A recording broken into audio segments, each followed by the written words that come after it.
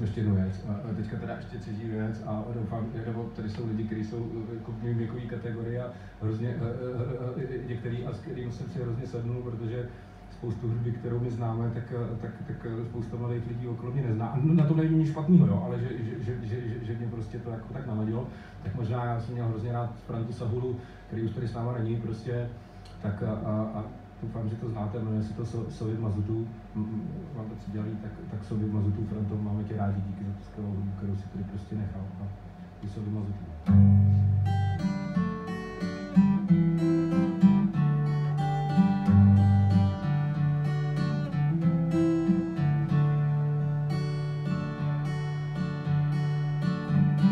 Jsme byli včera na portě, když jsme se vraceli sem domů, tak jsme viděli dřevorubce, jak porážejí strom.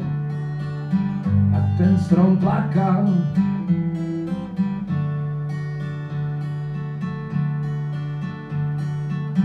Proč medvěd pláče v dutině stromu, veverky v depresi v loži sedí, květiny vadnou, vitrem ztratil žracák, trenýrky, sekiru, prezervativy, spacák, protože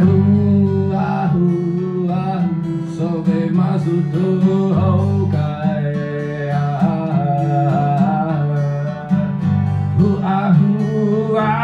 Plně blbě koukaj.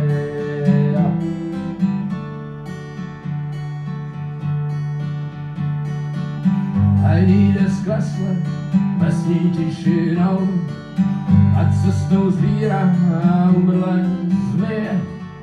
Včera byl na bábě a neví, čí jsou a jestli jsou to zmije nebo schizofrenie, protože sobě v mazutu houkaj.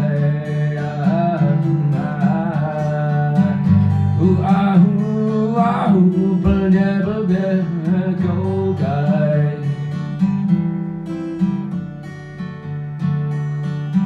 Zdravíme Frantu Sahulu.